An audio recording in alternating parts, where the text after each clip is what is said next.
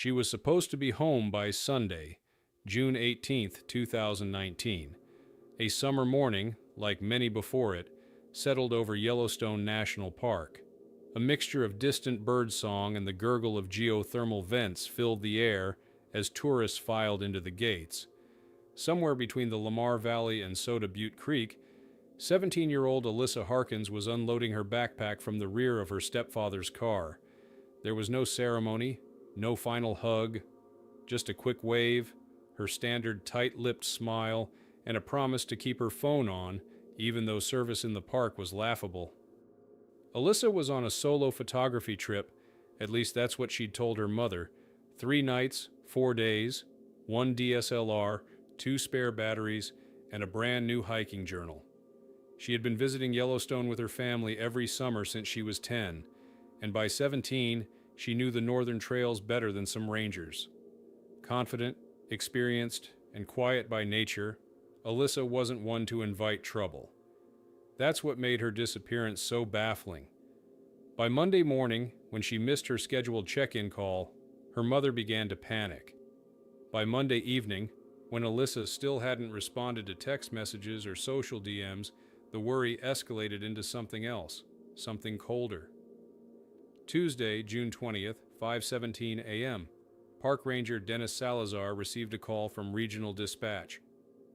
Missing teen camper, last known location, Yellowstone Northeast Corridor, female, solo hiker, possible campfire seen from air late Sunday night, coordinates attached. Within 2 hours, Salazar had mobilized a team of 6 rangers, 2 search dogs, and an aerial drone team. They began combing the ridge near Lamar River Trail, a route Alyssa had mentioned in a recent Instagram post. What they found first wasn't Alyssa. It was her boots, wedged oddly into a cleft of stone about 2 miles from her registered campsite. Both boots had been neatly set side by side, toes facing outward, as if she'd simply stepped out of them. No signs of a struggle, no footprints leading away, just boots, still laced, faintly damp from morning dew. The tracker dog that sniffed the interior of each boot refused to move after. It sat down, trembling. On day 3, the search intensified. Volunteer groups, park staff, and regional law enforcement worked from dawn to dusk. Posters with Alyssa's face began appearing at every trailhead. Helicopters hovered above treetops, casting long shadows across the valley. But by day 7, nothing new had surfaced. The tent was never found. Her backpack, her journal, her DSLR camera, gone. No torn cloth, no trail of belongings, no wildlife tracks that could indicate a predatory attack. The area was remote, but not entirely off-grid. Campers had passed nearby during the weekend. Some remembered hearing laughter by a fire late that Saturday. One couple recalled seeing a solitary figure sitting by a tree, staring at the horizon well past dusk, but none of them could confirm it was Alyssa. An incident report dated June 25th, 2019, states the following: no indication of foul play at this time. Possibility of accidental injury and wildlife encounter remains high. Search suspended due to hazardous terrain. Investigation status, inactive pending further evidence. That same week, Alyssa's stepfather filed for divorce. By August, her case had joined the silent graveyard of unsolved national park disappearances, more than 600 by some estimates, but something about this one didn't sit right. Rangers spoke about it only when off duty, with low voices over beer and firelight. The boots, one would say, they were too clean. Another would mention the river. Too high that year, swallowed things whole, even memories. There was a pattern to it, they said, a trail that didn't exist on any map, a whispering current in the Lamar that tugged downstream harder than the physics allowed. Too many stories ending the same way, without a trace, and always the Riverbank. 4 years passed, and then, in the spring thaw of 2023, during a routine geological survey near the Soda Butte drainage area, Two park workers stumbled across something buried in the silt. Just beneath the surface, snagged under a layer of sun-bleached branches and compacted mud, was a weather-worn tarp. They dug carefully. What emerged was a collapsed tent frame. Inside, the remains of a burned notebook, the zipper from a sleeping bag, and, half wrapped in a decaying fleece jacket, a still-charged lithium camera battery. The tent was buried, not washed, not caught in flood debris, folded inward, as if placed there with intent, pressed flat and sealed under inches of earth. A half-dozen red survey flags marked the site before it was cordoned off with police tape. The National Park Service halted all geological work indefinitely. No announcement was made. 3 days later, the workers who found the tent were quietly reassigned. One reportedly took leave and hasn't spoken publicly since, but someone, somewhere, sent an anonymous tip. A reporter in Bozeman received a file containing blurred images of the site, coordinates, and one chilling sentence typed across the bottom in blocky all-caps font. "She never left. You just stopped looking." The river had shifted. That was the first thing forensic hydrologist Dr. Elaine Prentice noted as she reviewed the survey charts from the area surrounding Soda Butte Creek. Comparing satellite images from 2019 and 2023, she highlighted a subtle but significant deviation in the river's course. The original trajectory would have bypassed the place where the tent was discovered, meaning, unless someone carried the tent and buried it there after the disappearance, Alyssa's shelter had never been near the water to begin with. But how do you bury a tent 4 feet deep in compacted earth without leaving a single disturbance above it? No signs of shoveling, no residual tool marks, soil compression consistent with at least 3 winters' worth of frost layers. It hadn't moved recently. Whatever happened to Alyssa Harkins, this tent had been hidden within weeks, if not days, of her vanishing, and someone had made sure no one would stumble upon it. The Park Service filed a supplemental discovery report, backdated and coded internal only. It contained one additional note: charred fragments of paper located within interior tent lining. Some legible markings suggest personal notations, likely journal. Partial entry reads, "They don't move when I speak, but I know they're listening. I only see them near the creek, not people, not shadows, just shapes." Alyssa's mother, who had since moved to Billings, Montana, was never officially informed about the tent. She found out through an unnamed former ranger who called her after midnight on a burner phone. The conversation lasted under 2 minutes. No name, no location, just 4 words before the line went dead. They buried the evidence. A second search effort, unofficial and without agency oversight, began within days. It was led by a retired backcountry ranger named Hank Everman, who had known Alyssa during previous summers. He had taught her how to start fires with wet kindling. He remembered her always asking about the places not marked on the map. She was drawn to them, he later said in an audio log leaked online. The quiet places, the places that didn't want to be found. Everman's team, which included 2 former SAR experts and a freelance investigative journalist, returned to the Lamar Valley in early May 2023. They hiked along the original trail, comparing hand-drawn ranger maps from the 1960s to modern satellite overlays. What they discovered was a discrepancy near a particular bend in the river, an anomaly noted in old logbooks but removed from digital charts. The area was once marked drainage depression, caution, unstable ground. In the new maps, it was gone entirely, overwritten. They camped overnight nearby. At 3:14 a.m., their thermal drone captured a heat signature moving against the current in the creek, upstream, without splashing or disturbing the water's surface. The footage was time-stamped, tagged, and uploaded to a private server. 48 hours later, the server was taken offline in a federal cease and desist action for unauthorized surveillance activity within protected federal land. Everman vanished 2 days later. His truck was found parked near the north entrance. keys in the ignition.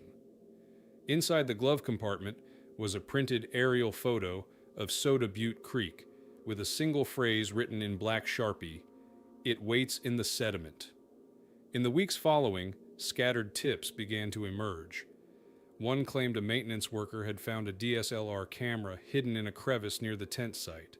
The lens was cracked, the memory card intact. Another source said 2 frames from the card showed Alyssa seated in her tent, eyes wide, staring at the flap, as if something, or someone, was just outside. The next frames were static, and then blackness. The FBI took possession of the card, though no formal statement was ever released. When journalists requested updates, they were met with templated replies. The case remains under review. There is no new information to share at this time. But there were whispers. In the nearby town of Cook City, a park tour guide told guests that some rangers refused to patrol the northeast corridor alone after dusk. Locals began to refer to the stretch of river beyond the Lamar Bridge as the Drowned Trail. Cell reception cut out inexplicably in the area.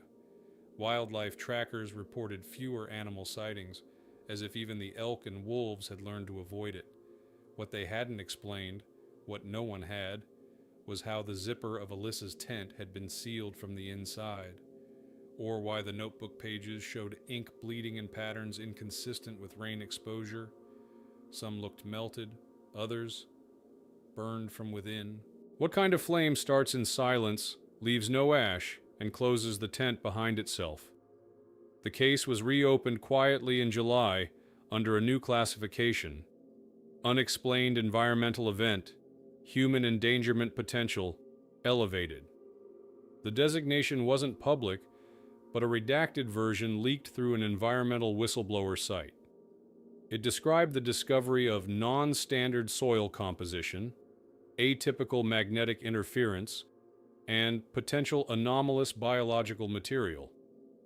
It didn't say what kind, but it did reference a second name, another camper who had disappeared in 1998 under similar circumstances, whose remains were never found. He too was last seen near Soda Butte Creek, and his boots were found facing the same direction. By the time the discovery of Alyssa's tent made its way to the public, much of the official narrative had already started to crumble. The quiet whispers surrounding the case were no longer confined to rangers and small-town residents. Reports began to surface about other hikers, long after Alyssa's disappearance, who had wandered into the area surrounding Soda Butte Creek, each with their own unsettling experiences. One witness, a 52-year-old woman from Wyoming, spoke to a journalist on the condition of anonymity. She had been camping near the same creek 2 months after Alyssa's vanishing. "I woke up to the sound of something moving," the woman recalled, her voice barely above a whisper. "Not an animal, but a person. I could hear their breath, slow, almost like they were waiting for something. I called out, but no one answered. When I checked in the morning, everything was untouched. No tracks, nothing." The journalist who interviewed her, now cautious and wary, refused to publish the story. He cited the growing number of similar encounters, each one coming with more pressure to remain silent. "The more I looked into it, the more I realized I wasn't the first to stumble across something strange out there," he said in a later interview. "And I wouldn't be the last." While these reports were troubling, they weren't enough to sway the official narrative. The National Park Service maintained that no foul play was suspected, and that it was simply a case of an experienced camper getting lost. However, as the rumors spread, the darker side of Yellowstone's sprawling beauty began to take root in the minds of the public. Stories of strange phenomena, disorienting weather patterns, whispers heard in the wind, animals acting erratically, began to surface. But it wasn't until park workers stumbled upon a chilling revelation that the story took an even more disturbing turn. On the morning of August 12, 2023, during a routine survey of the park's geothermal vents near the Lamar River, a team of 3 workers made an unusual discovery. Hidden deep within a thick tangle of overgrown brush, They found something that couldn't be explained away, a series of deep claw marks, fresh and visible on the bark of a nearby tree, led them to an open patch of disturbed earth. Here, amid the twisted roots, they found an odd, half-buried object, something too large to ignore. It was a camera, distorted, cracked, and partially burned. The workers, taken aback, carefully retrieved it and turned it over to their supervisor, who promptly notified the Park Service. Hours later, the forensic team was called in. The camera, though damaged beyond recognition, contained a memory card. It didn't take long for the technicians to extract the data. Inside the recovered footage were two pieces of video. The first showed a blurry figure, Alyssa, or someone resembling her, moving quickly through the underbrush, a dim light from her flashlight casting wild shadows in every direction. Her breath was erratic. She paused, turned, and for a brief second, the video cut to black. The second frame was grainy, but the outline was unmistakable, Alyssa's silhouette, but her face was wrong, distorted, as though the camera itself was warping her features. The footage was time-stamped just 3 hours before the last known signal from her phone. After that, the camera went silent. By mid-September, the controversy surrounding the case was spiraling. A second forensic report came back, identifying unusual magnetic interference in the area surrounding the creek. The interference was not typical of the park's known natural anomalies. According to experts, it could be linked to something far older than the park itself, a reference to something unlisted in any official document. The strange phenomena were labeled as a possible external influence, a term that did little to ease the growing concerns of the public. But the more disturbing aspect of this new discovery was the seemingly inexplicable footprints near the tent site, hidden deep within the forest. Forensic specialists combed over the prints in the riverbank's soil. They were not from any known animal species. They were humanoid in shape, unsettlingly large, far too large for any person to leave behind naturally. Yet, the prints were not deep enough to suggest a heavy human presence. The prints led nowhere. They simply stopped. No trail, no continuing path, as though they had been wiped clean by an unseen force. More troubling still were the environmental markers. The magnetic data, combined with the fresh claw marks on the trees and the unnatural humidity levels measured by rangers in the area, suggested that something was manipulating the environment in the vicinity of the creek. Something that resisted detection, that didn't belong. A week after the footage surfaced, the Park Service issued a public statement, but the words felt hollow. We continue to search for answers, but no clear evidence of foul play has emerged. What they didn't say was the undercurrent of unease among the staff. Parks employees who had worked in Yellowstone for decades began to speak in hushed tones about the areas they avoided, the ones where the world seemed off-kilter. There were no explanations, just unease, and of course, the silence of the river. Alyssa's disappearance was officially classified as an unsolved case, but the truth was becoming more elusive by the day.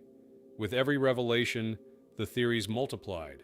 Some believed wildlife had taken her, others pointed to an unknown criminal, or perhaps even something darker, an environmental anomaly manipulating the very fabric of the park itself. And then, as the autumn cold began to settle over the park in late October, the final piece of the puzzle appeared. A maintenance crew found a set of markings carved into the bark of a pine tree near Soda Butte Creek. An old symbol, one not seen in Yellowstone for decades. It was a symbol resembling an ancient, forgotten culture's rune, an odd blend of shapes and curves, too deliberate to be natural, yet too worn to have been recent. And behind it, barely visible through the fading light, was the faintest outline of a figure standing motionless, watching. The symbol, carved into the weathered pine, stood like a whisper from the past, its meaning lost to time. The markings were nearly indiscernible, hidden behind layers of bark and deep shadows. But those who had seen it could not deny the feeling it evoked, something beyond ordinary, something unsettling. For the maintenance crew who stumbled upon it, the discovery wasn't just a matter of curiosity, it was the beginning of something that no one had expected, a deeper mystery. As they examined the tree, one of the workers, a park ranger named Callum Brooks, traced the symbol with his fingers. "I've seen this before," he muttered, his voice betraying a growing sense of unease. "Not here, but in old maps, from the 1800s. Brooks had spent years studying the history of Yellowstone and had come across obscure references to early settlers, those who had ventured into the park long before it became a national treasure. There were whispers in old journals, vague accounts of strange occurrences, lost settlers, and unnatural events that some believed were connected to the land itself. But these were merely stories, fables passed down through generations of families who had lived on the fringes of the wilderness. However, this discovery felt different. There was nothing mythical about it. This was something real, something tangible. Brooks's discovery was not just limited to the symbol. As the crew dug around the base of the tree, they unearthed a small cache of items: an old weathered compass, a rusted knife, and an iron key with an unfamiliar insignia. The key seemed out of place, primitive, yet intricate in design. The compass, though damaged, still pointed toward a spot in the park's interior that had no clear landmark. A site never marked on any modern map. The items were taken to the Park Service headquarters, where an investigative team was assembled. But the more they examined the artifacts, the less they understood. No records existed of a settlement or outpost in that location. No expeditions were ever reported in that area, certainly none involving people who might have used tools like these. The key was a particular puzzle. It didn't match any lock known in the area, but it did resemble tools used in late 19th century industrial construction, far too advanced for any indigenous tribe in the region. The investigation ground to a halt when, once again, the Park Service remained tight-lipped. Federal officials issued a statement declaring the items were unrelated to any current investigation, effectively closing the case once more. But rumors continued to swirl. Several rangers, now increasingly worried, shared their concerns off the record. "It's not just the symbol, it's everything around it," one of them said, voice trembling. "There's something buried out there, something old. Something that doesn't belong." Still, Alyssa's case was officially deemed unrelated to the findings, despite the chilling connection. The park was vast, and many things went unnoticed in the wilds, the authorities argued, but no one could explain the eerie coincidences. A symbol seen in early records, an ancient key, a compass pointing to a forgotten part of the park. And then, of course, the most baffling part of all, the tent, buried so carefully, hidden so completely. With the case once again left in limbo, independent investigations began. It wasn't just local journalists digging for answers anymore. Individuals from all over the country, hikers, conspiracy theorists, and amateur historians began pouring into Yellowstone. Some camped near Soda Butte Creek, armed with GPS devices and handheld radios, attempting to trace Alyssa's movements. Others, more persistent, dove into the historical records, searching for any trace of the mysterious symbol or similar occurrences.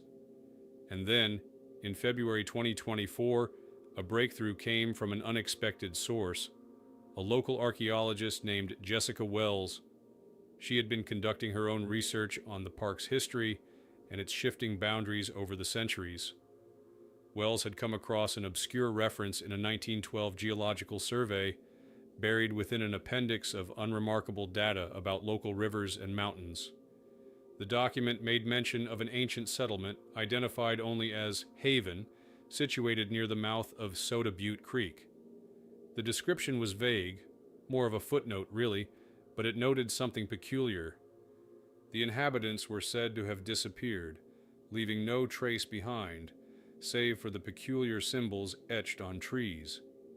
These symbols matched the ones found near the pine tree. What made it even more chilling was the next line. No records have survived, but oral tradition suggests the site was abandoned due to an unnatural presence. Wells's discovery was shared with the investigative team, but as expected, it went largely ignored. The Park Service stuck to its guns. The case was closed. As the months dragged on, the speculative theories grew wilder. Some said Alyssa had been taken by a cult. Others suggested a serial predator was responsible. But the stories about the park's haunting atmosphere, the coldness in the air, the feeling of being watched, started to bleed into every corner of Yellowstone. By the summer of 2024, even seasoned park rangers who had worked in Yellowstone for decades began to speak of strange occurrences in the very area where Alyssa had vanished. One ranger, who had been with the service for over 20 years, confided in a journalist that he had experienced a sudden, overwhelming urge to leave the area during a routine patrol. "It was like a voice in my head," he said. "It wasn't a sound, but it was clear. Leave, don't go farther. I can't explain it, but I turned back."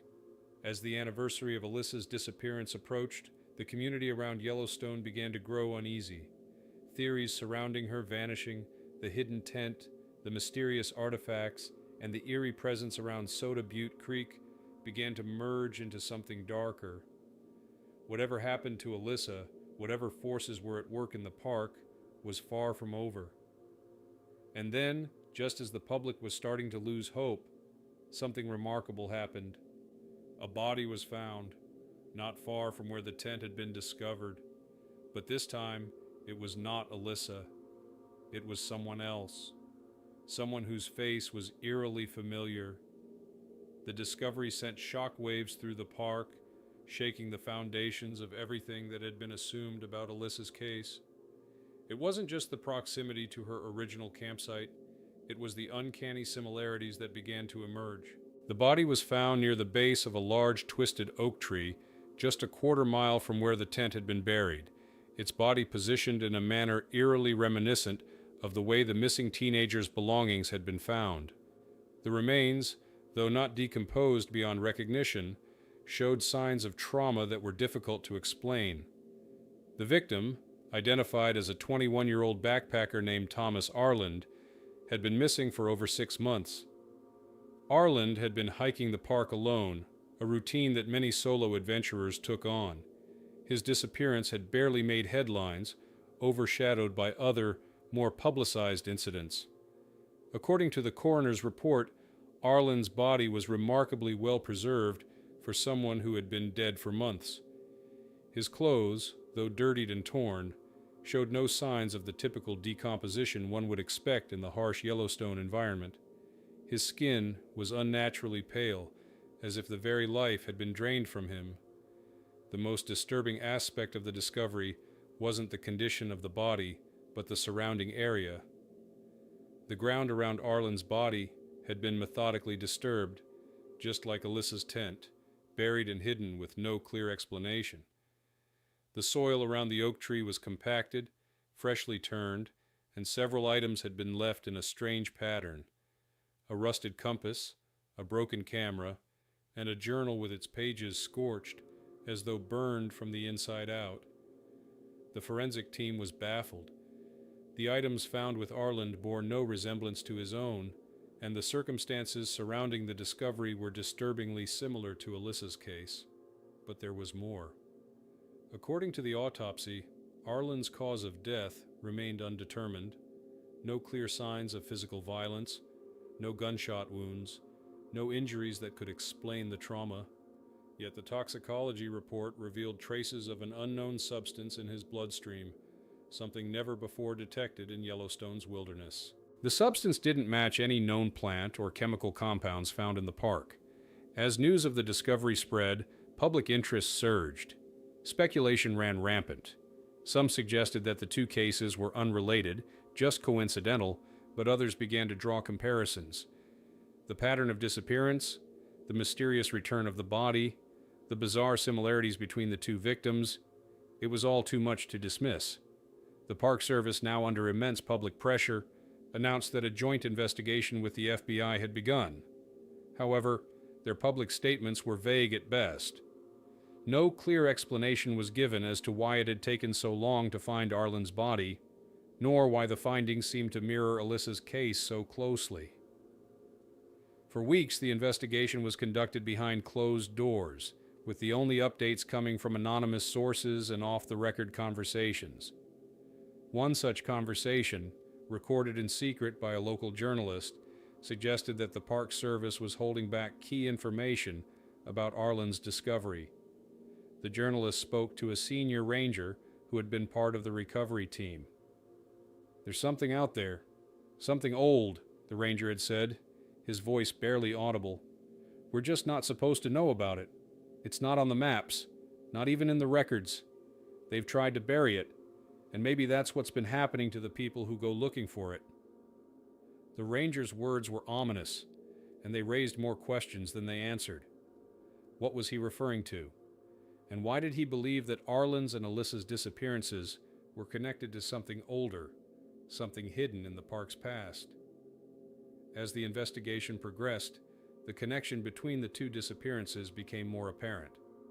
Both Alyssa and Arlen had been in the same general area of the park. Both had gone missing under strange circumstances, and both had been found under similar, unexplained conditions. The Park Service had already stated that there was no evidence of foul play, but with each new discovery, the lines between reality and something darker began to blur.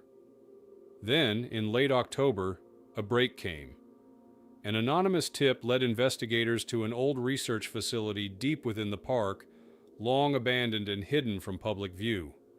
The building was a relic from the 1940s, a place once used by the U.S. military for secret experiments on wildlife and environmental conditions in national parks. Inside, investigators found documents that had been long thought to be lost or destroyed. One of the documents contained a chilling note. "Project Echo. Discontinue testing. The anomaly is still present. It's not the land. It's the people.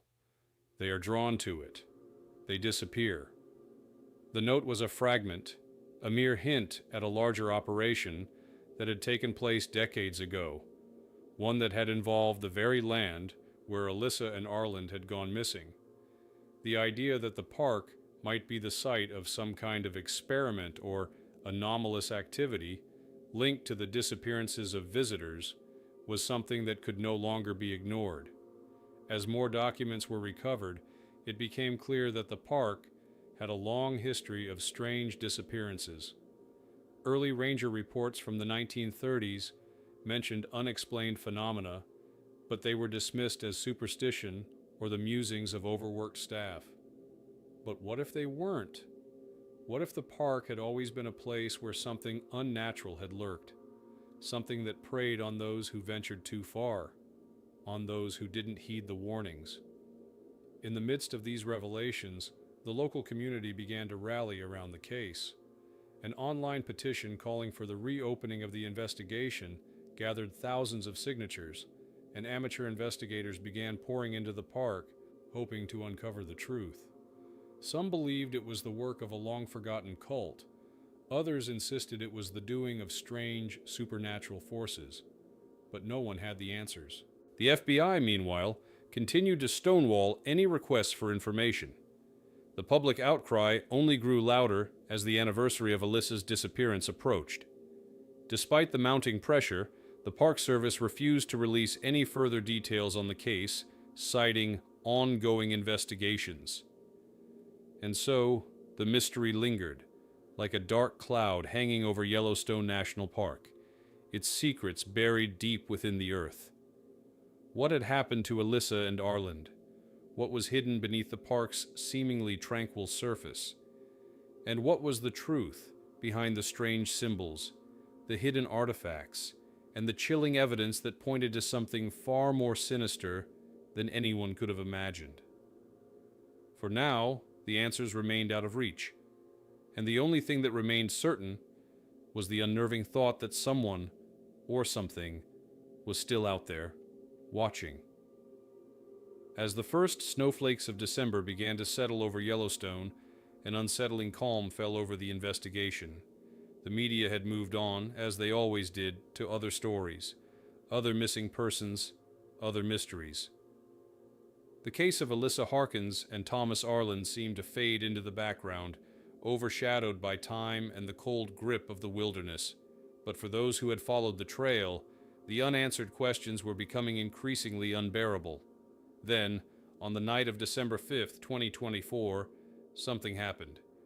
It wasn't a discovery, not a breakthrough, or a new piece of evidence.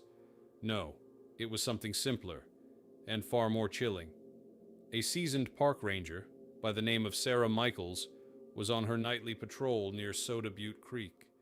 She had walked these trails for over 10 years, had seen things that most people would never believe, and had heard the rumors about the area, the eerie stories whispered in the staff room about the strange pull the land seemed to have on people.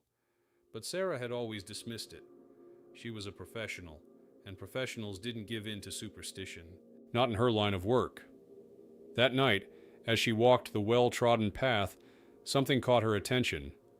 A faint glow. It wasn't the soft, natural light from the moon, nor was it the usual glow of park floodlights. This was different. A bluish, almost ethereal light that seemed to pulse with a rhythm that Sarah couldn't quite place. Curiosity and duty drove her toward the light. The closer she got, the more the air seemed to thicken. Her breath, usually clear in the cold winter air, felt heavy. The trees around her, once familiar and comforting, now seemed to loom, their branches twisting in unnatural angles.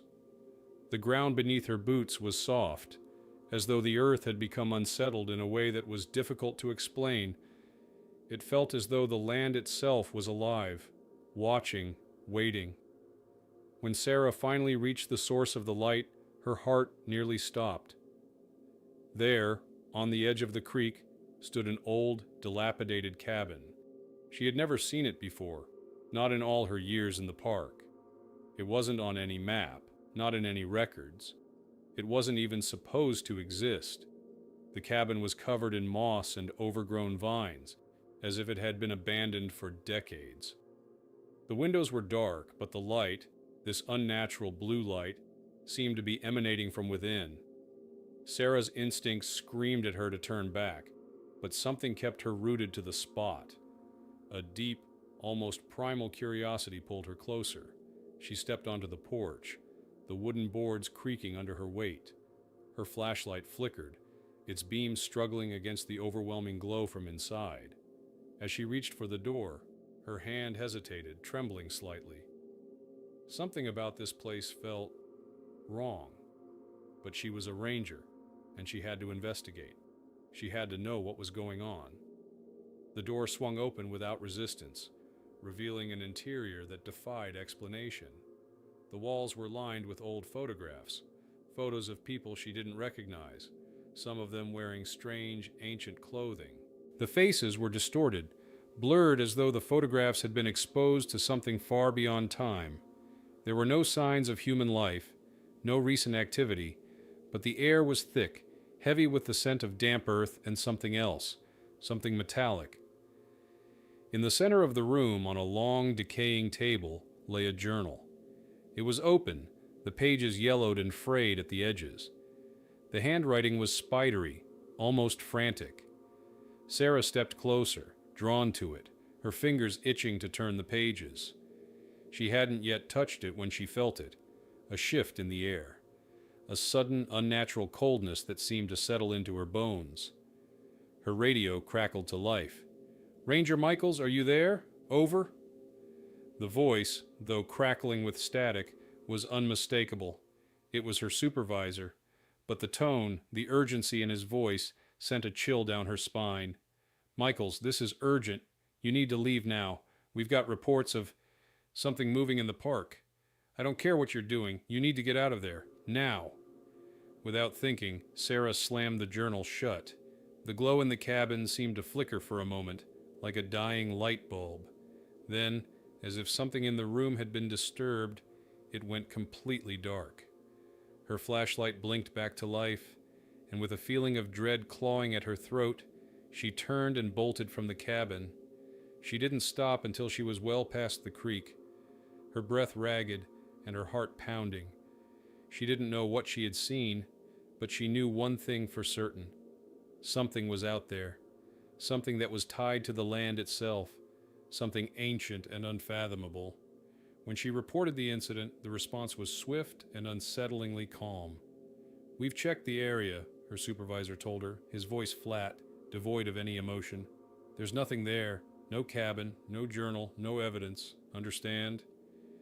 But Sarah knew what she had seen. She knew that the park held more secrets than anyone was willing to acknowledge. Days passed. The cabin, the journal, the strange blue light, they all seemed to vanish as quickly as they had appeared. No trace remained. It was as though the entire thing had been wiped from existence. When Sarah tried to press the issue, she was told to drop it. There was no investigation, no follow-up. She was warned to keep quiet, to forget what she had seen. But the truth, whatever it was not so easily forgotten. The more Sarah thought about it, the more she realized that this was only one part of a much larger puzzle. The disappearances, the symbols, the strange occurrences, everything pointed to something far older than the park itself, something that had been there long before the first explorers ever set foot on its grounds. And then, just as the cold of winter began to bite into the land, another call came in. Another camper gone missing. This time, a young man named Eric Porter, a geology student. His disappearance, though still a mystery, was eerily similar to Alyssa's. The search began again, but this time there was something different in the air. A growing sense of dread that hung over the entire park. For Sarah Michaels, the questions no longer had easy answers, and the more she searched, the more she understood. There were things in Yellowstone, things that no one could explain, that didn't want to be found. And they were waiting for someone to uncover the truth. The disappearance of Eric Porter was not just another missing persons case. It was the spark that reignited the buried fears within Yellowstone National Park. Unlike the previous cases, this one felt different. The authorities had grown accustomed to the idea that people went missing in the park, but what they couldn't deny was the growing pattern, a pattern that stretched back decades, hidden beneath layers of official reports and dismissed theories. By the time the search for Eric Porter began in earnest, the local media had already latched onto the chilling similarity to Alyssa Harkins's case. The online forums, once buzzing with theories and whispers about strange occurrences in the park, exploded with new activity. Amateur investigators flooded the area once again, armed with GPS trackers, thermal cameras, and drones. The park was alive with speculation, but the Park Service was silent, refusing to issue public statements or release any details about the case. Sarah Michaels, who had been sidelined after her encounter with the cabin, couldn't stay away. She had been given clear orders to stay out of the investigation, but the whispers in her head, the ones that had haunted her since she first discovered the strange symbol, were louder than ever. She knew something was wrong, deeply wrong, and she couldn't ignore it. The search for Porter took the same route as previous efforts. Rangers combed the park in search of any trace, footprints, discarded items, anything that could lead them to the missing geologist. But once again, the wilderness seemed to swallow him whole. There were no signs of struggle, no evidence that Porter had met any foul play.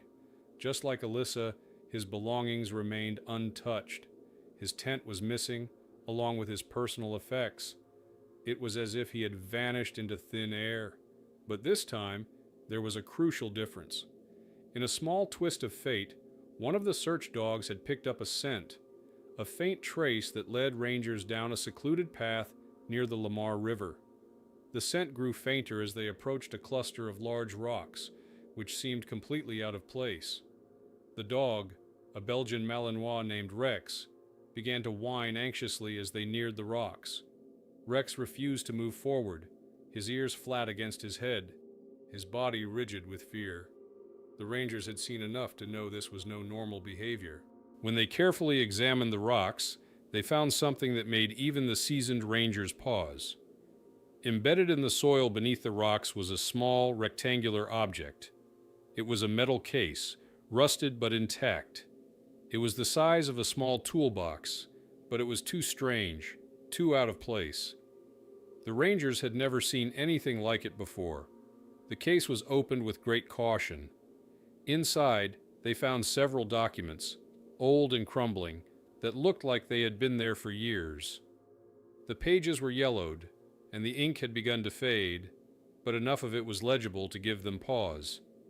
The documents appeared to be official reports, written in the early 1900s, detailing unusual findings within the park.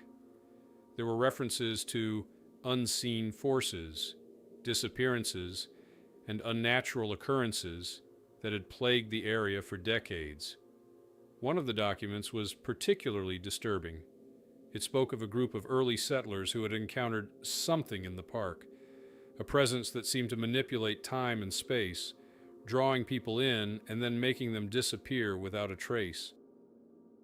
The settlers had left, but not before they recorded strange symbols in their journals, symbols that matched the ones Sarah had seen near the oak tree. And, most chillingly, the document concluded with a warning: it feeds on those who seek it. The more you search, the more it will take. The discovery was immediately reported to the Park Service, but when they arrived at the site, the metal case was gone. There was no trace of it, as if it had never existed at all. Only Rex, the dog, remained, still uneasy, still refusing to approach the area. Sarah, who had been working under the radar, managed to get her hands on a copy of the documents before they were removed. She couldn't help but feel the weight of their meaning, the references to disappearances, the symbols, the cryptic warnings. It was all connected. There was something in Yellowstone, something ancient, something that didn't want to be found. In the days following the discovery, the investigation seemed to stall. The official narrative from the Park Service remained unchanged. Eric Porter had likely gotten lost, and the Rangers would continue their search. But Sarah knew better. The more she pieced together from her own research and what little she had uncovered, the more she realized that the case was far from over. One evening, as she pored over the documents in her cabin, Sarah found a disturbing entry that seemed to connect all the dots. A reference to an old legend, one that had been passed down through the generations but never truly taken seriously. The legend spoke of a creature of the land, a being that had the power to shape the wilderness, to make it bend to its will. Those who ventured too close, the legend warned, would become part of it, absorbed into the park itself, lost to the earth. The more Sarah dug, the more she began to question the very nature of Yellowstone. Was it just a park, a beautiful landscape full of wonders and dangers? Or was there something more, something far older, something that had been hidden for centuries, waiting for those who ventured too far to discover its terrible secret? As winter closed in, Sarah received an unexpected visit from a man who claimed to have answers. He introduced himself as Dr. Simon Elliott, a professor of anthropology who had been researching Native American folklore and the history of the park. He had heard rumors about Sarah's investigations and believed they were connected to something he had been studying for years. According to Dr. Elliott, the strange occurrences in Yellowstone weren't just isolated incidents. They were part of a much larger, far-reaching pattern, a pattern tied to the land itself. We're not dealing with an animal, a person, or even a spirit, Dr. Elliott explained in a hushed tone. What's in Yellowstone is much older than any of us. It's not a force we can understand, and it certainly doesn't play by our rules. What you're seeing, these disappearances, these strange occurrences, it's all part of the same thing. And it's not going to stop. It never stops. His warning hung in the air long after he left, and Sarah couldn't shake the feeling that the more she uncovered, the deeper she was pulling herself into something from which there was no return. There were forces at play in Yellowstone, forces that had been waiting, watching, and quietly manipulating the land for centuries, forces that were hungry for those who dared to seek the truth. And with each new disappearance, the whispers of something ancient and hungry seemed to grow louder. Something had been awakened in the depths of the park, and it was calling to those who would listen. What that something was, however, remained a mystery, one that no one, not even the most seasoned investigators, was prepared to solve. By early spring 2025, the case of Eric Porter's disappearance had all but consumed the small communities surrounding Yellowstone. The park had been closed off for extensive searches, but the media coverage was starting to die down. People spoke in hushed tones about the park's strange and seemingly malevolent forces. Yet no one had dared to speak openly about what they suspected until a new, unexpected visitor arrived at the park's edge. Her name was Margaret Hall, and she wasn't just another amateur investigator or local resident hoping to uncover the truth. Margaret was a historian, someone who had spent the last 15 years researching folklore, supernatural events, and unexplained disappearances in national parks. She had been contacted by a former park ranger, one of Sarah Michaels's old colleagues, who told her about a strange pattern of disappearances stretching back over a century.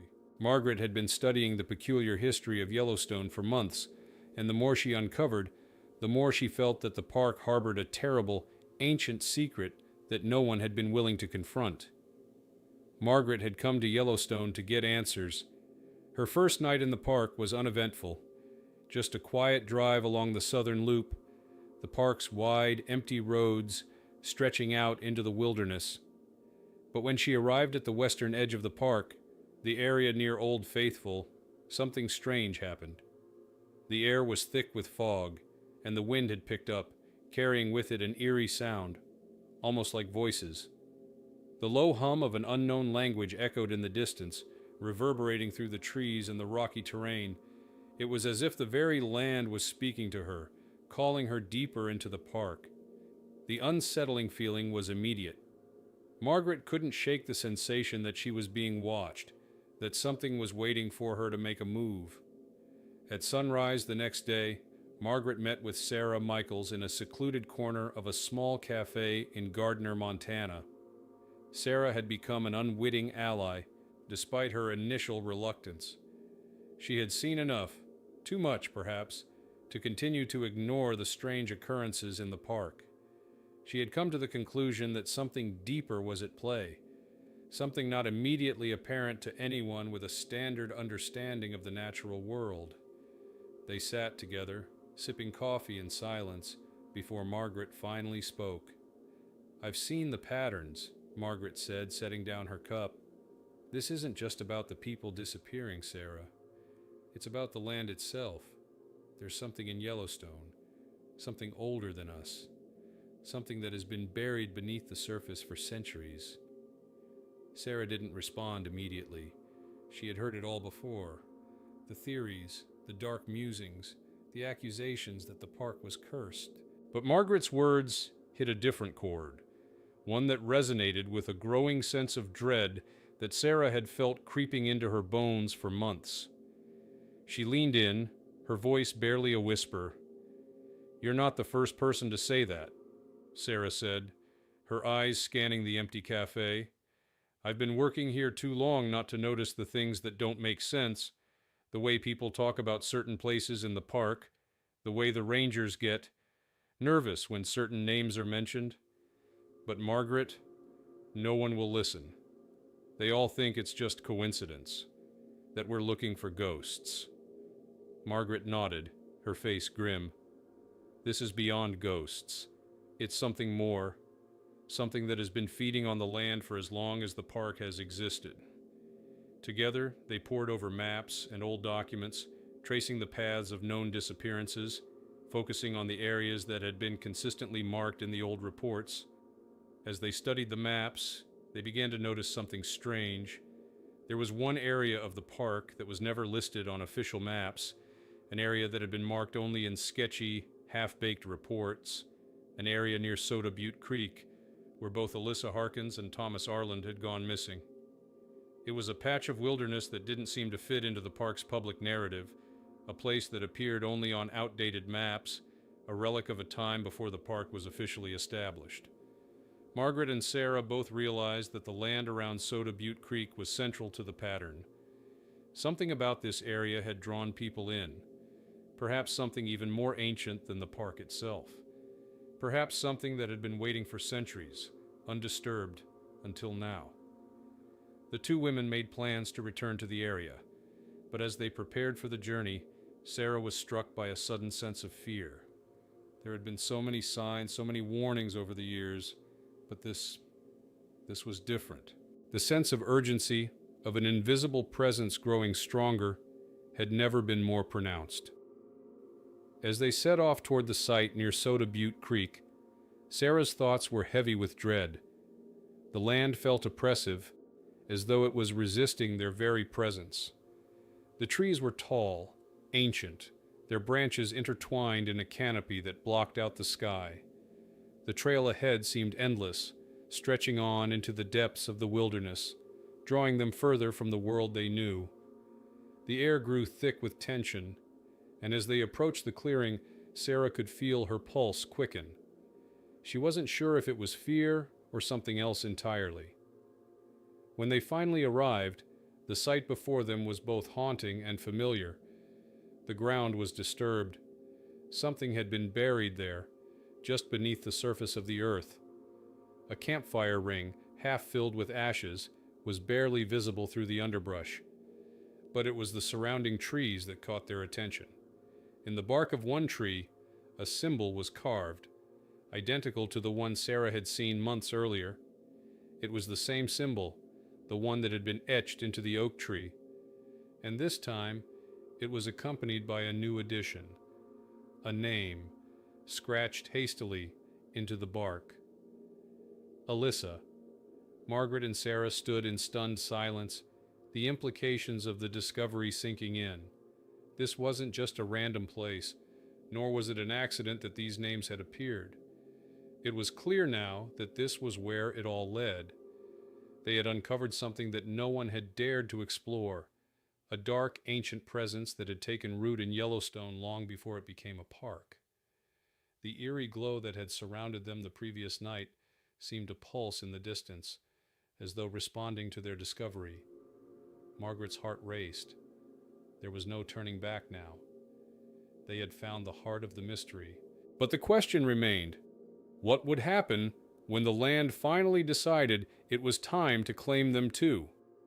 The air grew heavier as the wind shifted, carrying with it an unsettling stillness. For a long moment, neither Sarah nor Margaret moved, the weight of the discovery pressing down on them. The symbol etched into the tree bark, the name, the sense of ancient forces lurking just beneath the surface. It was all too much to dismiss as coincidence, and the land around them, once familiar, now felt alien, as if the earth itself were holding its breath, waiting. "We need to get out of here," Sarah said quietly, her voice barely above a whisper. But Margaret didn't reply. She was staring at the tree, her eyes locked on the strange carving. It wasn't just the name. It was the way it had been scratched into the bark, as if done in haste, in a moment of panic. Margaret reached out and traced the symbol with her fingers. The grooves in the tree bark felt unnaturally deep, as if they had been carved long ago. She looked up at Sarah, her face pale. This is where it all started. This is where Alyssa and Thomas and all the others, whoever they were drawn in. The two women stood there for what felt like an eternity, their breaths shallow and quick. The wind whispered through the branches above them, a soft, low murmur that seemed to speak in an ancient tongue. Sarah shivered. It wasn't the cold that made her skin crawl. It was the sensation that something was watching them, waiting for them to leave, to walk away from this place. She could feel it, deep in her bones, that same presence that had followed her since the first signs of something wrong in Yellowstone. The sound of a twig snapping behind them shattered the momentary silence. Both women spun around, their hearts leaping in their chests, expecting to see another person, another hiker, another lost soul drawn into the park's dark heart. But there was nothing. Only the trees, the thick underbrush, and the oppressive quiet. Margaret exhaled, her breath a mist in the cool air. "We're not alone," she said, her voice low and tense. "But it's not human. Whatever's out there, it's something else." Sarah didn't need to ask what Margaret meant. She had felt it too. The air was thick with something else, something ancient. There was a presence in the park, buried beneath the earth, beneath the trees, and it was alive.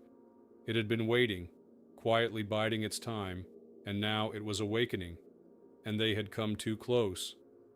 "Let's go," Sarah urged, her voice strained. "Now!" But before they could turn to leave, a voice called out from the trees, "You're too late."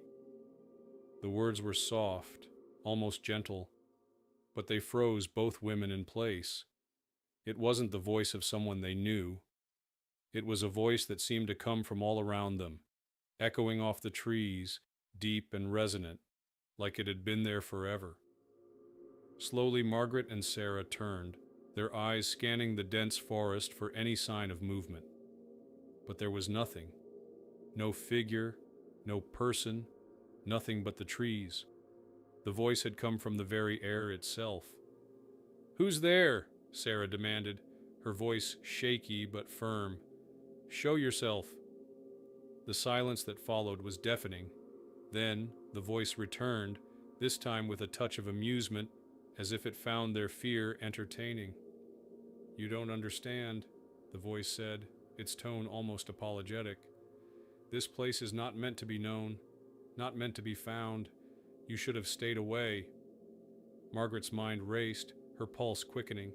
She reached into her pack and pulled out a small notebook, flipping through the pages filled with old notes and theories. She had studied this. She had read about places like this, where the land itself held secrets, where people disappeared, drawn in by forces they couldn't comprehend. But none of it felt real until now. None of it had ever felt so close. The voice continued, its tone now darker, more insistent. "You are asking questions that no one should ever ask, and now you're here. The land has claimed you." The words hung in the air like an iron weight. Margaret clutched her notebook tighter, the reality of the situation settling in. She looked at Sarah, who was visibly shaken but trying to stay calm. "We have to leave," Sarah whispered. "Now." But as they turned to leave, the ground beneath them began to tremble, just faintly at first. The trees, too, seemed to shift, almost imperceptibly, but enough to make the hairs on their necks stand on end. It was as if the entire forest was alive, shifting and reacting to their presence, as though the land itself was reacting to their intrusion. The voice returned, this time closer, as if it was right behind them. "You should have stayed away." The air grew heavy with tension. Sarah could feel her breath coming faster now, her pulse racing. Whatever force was out there, it was real, it was ancient, and it was angry. Margaret's mind raced as they pushed forward, through the dense undergrowth, trying to make their way back to the trail. But the path seemed to stretch farther and farther away. No matter how much they walked, it was as though the forest was closing in around them, pushing them deeper into the wilderness. "We're not going the right way," Margaret said, panic creeping into her voice. "We should have been there by now." Sarah stopped, her eyes wide. "Look," she said, her voice barely above a whisper. Ahead of them, through the trees, the unmistakable outline of a figure appeared. Tall, gaunt, its form shimmering in and out of focus like a mirage. It was as though the figure was not entirely human, not entirely solid. It was shifting, changing, its outline flickering like a broken image on a screen. Before either woman could react, the figure raised its arm, pointing directly at them. The ground beneath their feet trembled again, but this time the earth seemed to pulse with an unnatural energy, as if the very ground was alive. And then, in a voice that resonated deep within their chests, the figure spoke again, its words carrying a chilling weight. "You have awoken it." With a sharp, instinctual movement, Sarah grabbed Margaret's arm and yanked her forward, pulling her away from the figure and back toward the trail. The forest seemed to shift around them, the trees bending and twisting in a way that defied logic, as though the land itself was resisting their departure. They ran, their breaths ragged, hearts pounding in their chests. But the deeper they went into the wilderness, the more they realized they were not running away from something. They were running towards something, a truth that had been buried for centuries, something far more powerful than either of them could have ever imagined. The truth was waiting for them, and it was not ready to let them go. The moment they broke through the trees, the sense of being chased, of something relentless following them, evaporated, but the terror lingered. The land behind them was still, unnervingly so. There was no sound, no rustling of leaves, no distant call of animals. Even the air felt different, heavy, dense, as though it was pressing down on their chests, preventing them from catching their breath. Margaret and Sarah stumbled onto the trail that led back to the main road, but they didn't stop running. They kept moving, not daring to look back at the forest that seemed to loom behind them. It felt as though they had crossed an invisible line, one that once crossed could never be undone. They could feel the weight of the forest, the hidden presence within, drawing them back. And yet, despite their desperate flight, the image of the figure stayed with them. It had been there, standing just beyond the tree line, its form shimmering like something unreal. No human figure could move that way, could flicker in and out of existence like that. It wasn't something from this world. It wasn't something they could explain. They finally reached the edge of the park, where the trail gave way to the dusty road that led to the nearest ranger station. The area was deserted, save for a lone parked car and the dim lights of the station beyond. Sarah collapsed onto a nearby bench, gasping for air, her heart racing. Margaret stood beside her, her hands trembling, her mind reeling. It felt as though they had been through something that no one would ever believe, no one would ever understand. The documents, the symbols, the strange journal entries, all of it pointed to something far older than Yellowstone itself, something buried in the land. But the Park Service, the authorities, no one seemed to want to confront it. They had already dismissed the disappearances, the strange occurrences, as nothing more than coincidence. But Margaret knew better. She had seen it with her own eyes. The land was alive, and it had been waiting. "Do you think anyone will believe us?" Margaret asked, her voice shaky. Sarah looked up at her, eyes filled with an expression of weary understanding. "I don't know," she said quietly. "But I know one thing for sure. We're not the first to be drawn in, and we won't be the last." There was a long pause between them. The silence between them felt thick, pregnant with the weight of everything they had just discovered, everything they had uncovered and tried to escape. But it was clear that the park wasn't done with them yet. The land had shown them something that couldn't be unseen. Margaret glanced over at Sarah, who was staring at the forest in the distance, her face pale and drawn. "I don't think we can just walk away from this," Margaret said softly. "I know," Sarah replied, "but we can't go back either. If we keep pushing, if we keep digging, I'm afraid of what we'll find." The stillness of the night pressed in on them, the tension between them thickening. Neither of them could truly say what they were running from, what had been waiting for them in that cabin, in the symbols, in the whispers of the land. But one thing was certain. Yellowstone was not just a national park. It was a place where something ancient, something unknowable, had made its home. And now they had uncovered it. They had uncovered its secret.